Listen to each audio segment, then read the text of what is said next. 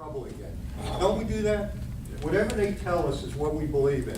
When they say that word, we all do it. The presentation that Shawnee is going to give is for Toastmasters, and generally what it is just to practice using a pattern. But in truth, Shawnee is the president of the Knowledge Club, always goes above and beyond. And what she's done today is she has brought together 4 people who are knowledgeable about the economy, about what is going on in the world today, that we can talk to and that will let us know what their opinions are, not just what the news is providing us. So again, it's extremely important that if you have questions, this is the place to ask them, because we're just not playing here. This is for real. Now, with that, I would like to introduce our speaker, and she's written, you can tell how old I am. I have to make this stuff big so I can actually see it. Shawnee Brown is daring to soar. Shawnee is a graduate of Florida International University in hospitality management. She brings over 15 years of hospitality industry experience with concentrations in sales and marketing. To her new endeavor as a coach, a consultant, and a personal concierge to all who need her services. This evening, she will be conducting a panel discussion from the Advanced Communication Manual, Facilitating Discussion.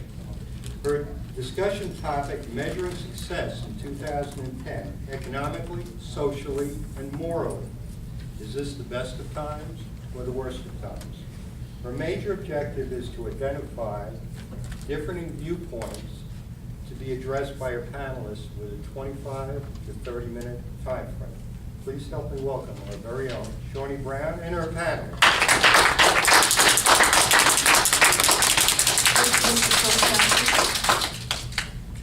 And our area governor, and our other area governor, Mr. Tushar Modi, our invited guests, special guests, our panelists, every member of our panel, thank you so much for coming. And other members of Toastmasters, we're glad to have you. Good evening. As mentioned, we're here tonight to unfold and impact each of us with some information that will be relevant to this time we're living in, 2010. In this year, we are starting in a new decade. We're unfolding a new precedent. We're at a different level. It's an opportunity to know exactly what should we forecast, what should we plan for, and we have in our midst 4 individuals of various different backgrounds with a skill set, expertise, and insight that will be able to provide us with more information as to where we are. My first guest is no stranger to Atlanta, Georgia, or to the media at all. His name is Clyde Anderson. He is a CNN financial contributor reporter since 2006. He now is featured on the CNN Weekend Newsroom Schools Homeschooling segment. Clyde continues to cover topics ranging from the state of the housing market to personal finance. Clyde is currently leading the development of the Financial Life Connection, scheduled to launch this quarter in 2010. He is also an author. What had happened was, it actually is a humorous and light-hearted look at the decisions we make that affect our credit and our lives. Please help me welcome Clyde Anderson.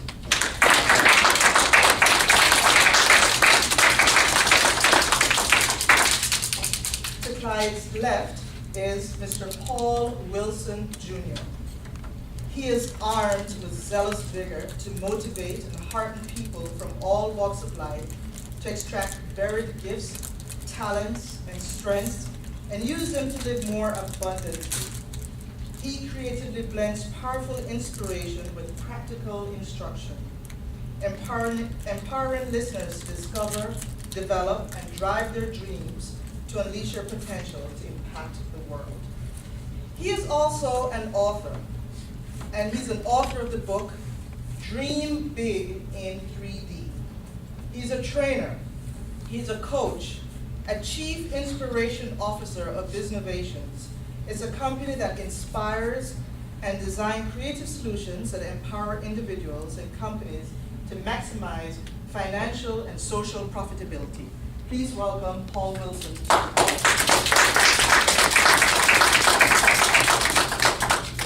To Paul's left is Stephen Bo Boyden Jr., otherwise known as just Bo. He is also an acclaimed author. If You Have Ears is the name of his book. He's a motivational speaker, a communications consultant, and a doubt reduction specialist. Bo is also the founder of Need to M Communications here in Atlanta, Georgia.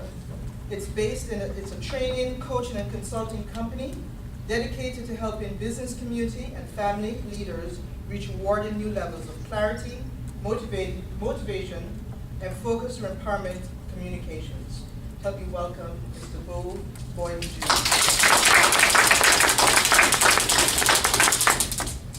Last but certainly not least is Apostle Keto Johnson. He serves as the co-founder and senior pastor of the City of Covenant. Having early accepted a call into ministry, Apostle Johnson has provided vision for this thriving congregation headquartered in Canton, Georgia. Since its inception in December 2000, he has been there leading so many people. Since an early teen, Apostle Johnson has founded several businesses and served as a consultant and success coach for countless others. He is functioning as an apostle. He is passionate about real estate and its potential for wealth creation and community development. He possesses strong entrepreneurial skills that have become a foundation for his marketplace ministry of empowerment. Apostle Keto possesses a passion to see leaders developed and equipped to be effective for the kingdom in their areas of calling. Help me welcome Apostle Keto.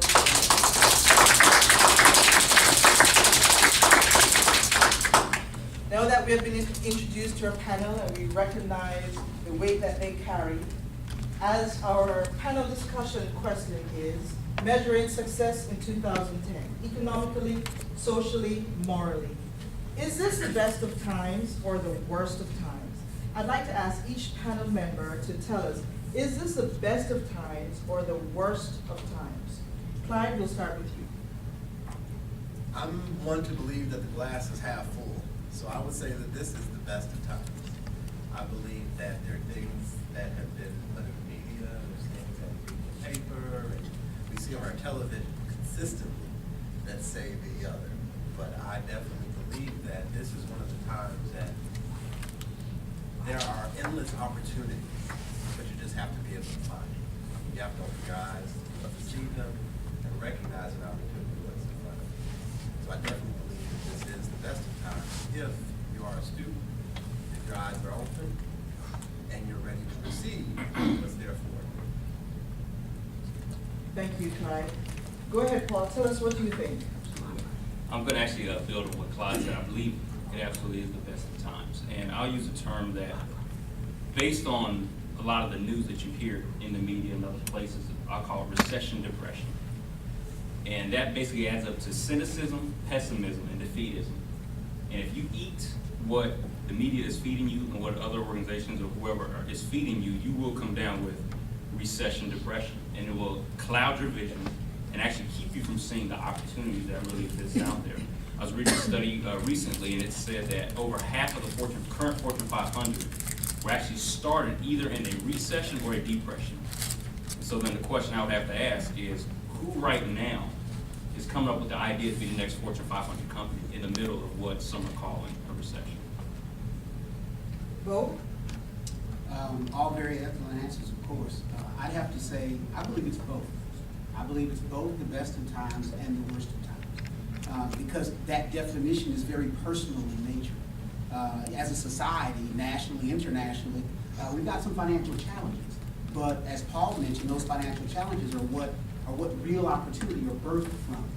There are people who've been laid off their jobs, and they focus on where they've left, and they focus on the fact that they don't have, when really they've been liberated to build that new business. They've been liberated to walk their lives and to live out their dreams. And so it's really a matter of perspective. If you're a glass half full person, it is absolutely the best of times. This is when people make their fortunes. You know, one of my daughters, she asked me a couple of days ago, she said, how do people invent anything new since everything's been invented already? And it was a very interesting question. She says, you know, if we were back before the wheel, we could have thought of the wheel. Sure. Who thought of glass? Who thought of the automobile? Who thought of electricity? Who thought, and so she asked a series of questions, and she felt like there was such a deficit historically that it was easy to do something great. Well, there's a deficit now. There's an opportunity now to do something great. So in that, to me, is the best of times.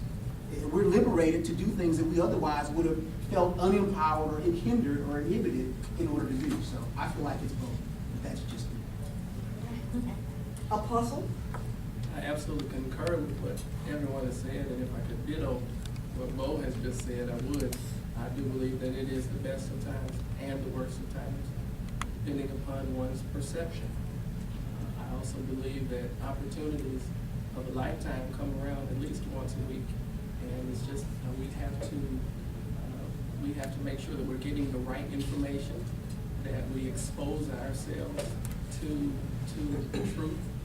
And once we expose ourselves to the truth, opportunities do present themselves. And the secondary step for us then is to know when to seize the moment. This is the best of times and the worst of times. That's very interesting, to seize the moment. We talked about recession, depression. But here's the thing, and many people have called me about this and have given concerns. What general advice would you give to someone who is seeing it with the glass half empty? It's a big concern, and we want to see it half full the way you see it, Clyde. And I've gotten those calls, and I've talked to those people that feel that way. And the first thing I have to say, and I think it was a good point, is you have to look at your personal situation. You really have to look at where you are right now and what your situation looks like.